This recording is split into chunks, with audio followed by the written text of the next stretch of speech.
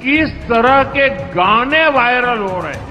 आएगी भैया की सरकार, बनेंगे रंगदार, मारब सिक्सर के 6 गोली छाती में। इनसे कोई भी सवाल पूछेगा, मारब सिक्सर के 6 गोली छाती में।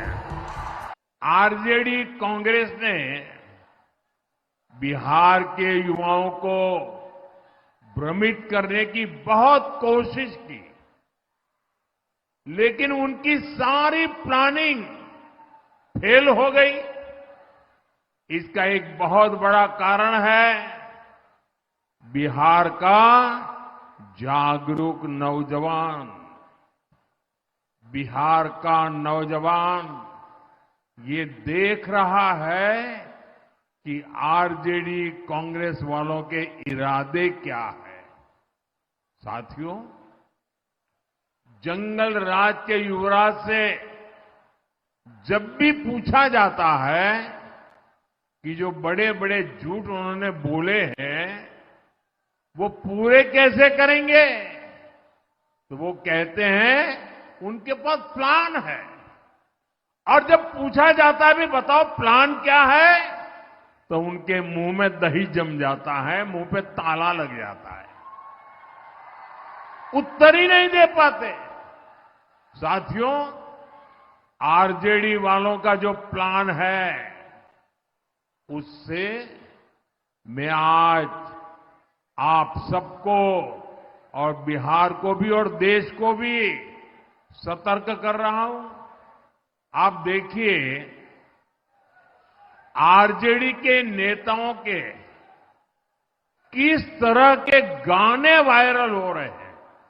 चुनाव प्रचार के जो गाने हैं, कैसे गाने वायरल हो रहे हैं। आरजेडी वालों का एक गाना है, आपने भी सुना होगा, आपने भी शायद मोबाइल पे देखा होगा। आरजेडी वालों का एक गाना है, आएगी भैया की सरकार। क्या बोलते हैं? आएगी भैया की सरकार, बनेंगे रंगदार। आप सोचिए, ये आरजेडी वाले इंतजार कर रहे हैं कि कब उनकी सरकार आए और कब अपहरणीय, रंगदारी, ये पुराना गोरख धंधा फिर से शुरू हो जाए। आरजेडी वाले आपको रोजगार नहीं देंगे, ये तो आपसे रंगदारी वसूलेंगे, रंगदारी। साथियों, आरजेडी वालों का एक और गाना है। अब आप देखिए क्या क्या कर रहे हैं, क्या क्या सोच रहे हैं। और मैं तो देशवासियों को कहूंगा, देखिए ये बिहार में जमानत पर जो लोग हैं वो कैसे लोग हैं। उनका क्या गाना है? भैया के आबेदे सत्ता, भैया के आबेदे सत्ता, कट्टा सटा के उठा लेब घरवा से। आप अंदाजा लगा सकते हैं कि ये जंगल राज वाले सरकार में वापसी के लिए क्यों इतने बेचैन है। इन्हें जनता की सेवा नहीं करनी, इन्हें जनता को कट्टा दिखाकर लूटना है, लूटना। उन्हें घर से उठवा लेना है। साथियों, आरजेडी का एक और गाना चल रहा है।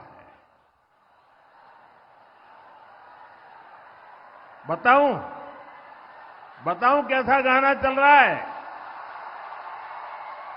उनका एक और गाना चल रहा है, मारब सिक्सर के, मारब सिक्सर के 6 गोली छाती में। यही इनका तौर तरीका है, यही इनका प्लान है।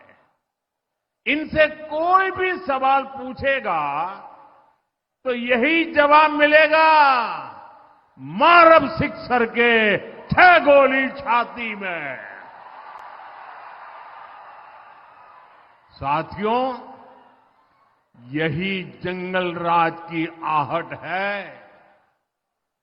ये बहनों बेटियों को, गरीब, दलित, महादलित, पिछड़े, अति पिछड़े समाज के लोगों को ये डराने का प्रयास है, भय पैदा करने का खेल है इनका।